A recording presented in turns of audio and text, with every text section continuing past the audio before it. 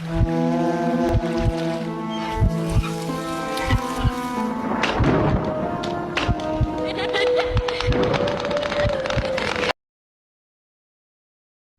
বাংলার মেঠো পথ, নিঝুম রাত আর বাঁশঝাড়ের মাথার ওপর দিয়ে বয়ে যাওয়া সনসনে হাওয়া, ভৌতিক গল্পের জন্য এর চেয়ে ভালো প্রেক্ষাপট আর হয় না। চার বন্ধু অর্ক, নীল, সায়ন আর বিশাল ঠিক করেছিল তাদের ব্যস্ত শহরের জীবন থেকে ছুটি নিয়ে সায়নের আদি বাড়ি মল্লিক ভিলায় কটা দিন কাটাবে। গ্রামটার নাম মহেশপুর। জনশ্রুতি আছে এই গ্রামের সীমান্তে যে পুরনো শিব মন্দিরটা আছে, অমাবস্যার রাতে সেখান থেকে নাকি অদ্ভুত সব শব্দ আসে। পৌঁছাতে পৌঁছাতে সন্ধ্যা নেমে এসেছিল। সায়নের পুরনো বাড়িটা বিশাল কিন্তু অযত্নে জীর্ণ। চার বন্ধু যখন বারান্দায় বসে চা খাচ্ছিল, বিশাল হুট করে বলে উঠল, আচ্ছা সায়ন, তোর এই গ্রামের সেই বিখ্যাত নিশুতি মাঠের গল্পটা কি সত্যি? সায়ন একটু এতস্তত করে বলল, বড়রা বলতেন ওই মাঠ দিয়ে একা রাত দুপুরে হাঁটা ঠিক নয়, তবে আমরা এখন আধুনিক যুগে বাস করি, এসব স্রেফ কল্পনা। কিন্তু নীল একটু সাহসী আর খ্যাপাটে স্বভাবের। সে চ্যালেঞ্জ ছুড়ে দিল, যদি আজ রাত 12টায় আমরা চারজন ওই মন্দিরের দিকটা ঘুরে আসি, কে কে রাজি? রাত তখন প্রায় 11:30। চার বন্ধু টর্চ আর লাঠি নিয়ে বেরিয়ে পড়ল। গ্রামের রাস্তাঘাট জনশূন্য। ঝিঝি পোকার ডাক আর নিজেদের পায়ের শব্দের বাইরে আর কিছুই শোনা যাচ্ছিল না। যখন তারা নিশুতি মাঠের কাছাকাছি পৌঁছালো, হঠাৎই কুয়াশা বাড়তে শুরু করল।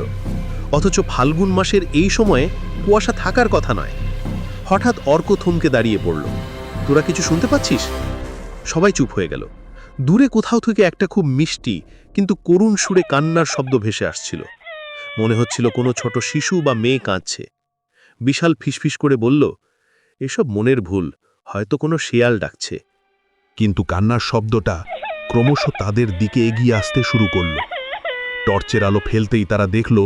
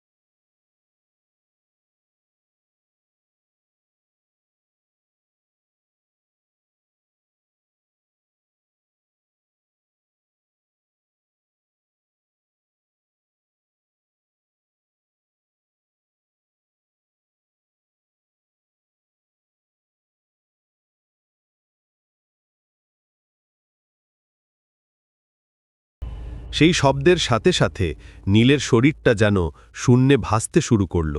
বিশাল আর সায়ন আপ্রাণ শক্তিতে নীলকে মাটিতে চেপে ধরল।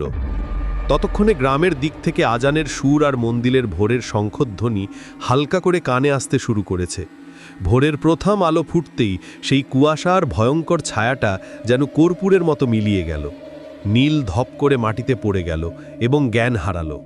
তারা চারজন কোনো মতে নীলকে কাঁধে করে হন্তবন্ত হয়ে বাড়ির দিকে ছুটল। পেছনে ফিরে তাকানোর সাহস তাদের ছিল না। পরদিন সকালে গ্রামের মোড়ল সব শুনে দীর্ঘশ্বাস ফেলে বললেন, তোমরা ভাগ্য ভালো যে ফিরে আসতে পেরেছু। ওই মন্দিরটা আসলে একটা অভিশপ্ত স্থানে তৈরি। ওখানকার আত্মারা সবসময় নতুন কারুর ছায়া চুরি করার অপেক্ষায় থাকে। একবার ছায়া হারিয়ে গেলে সেই মানুষটা আর মানুষ থাকে না। বিকেলে মহেশপুর ছেড়ে আসার সময় নীল গাড়ির কাছে নিজের প্রতিচ্ছবি দেখছিল। সে সুস্থ ছিল, কিন্তু তার গলার কাছে কালো রঙের একটা আঙ্গুলের ছাপ থেকে গিয়েছিল। সেই ছাপটা তাকে সারা জীবন মনে করিয়ে দেবে যে এই পৃথিবীতে এমন কিছু আছে যার ব্যাখ্যা বিজ্ঞানের কাছে নেই।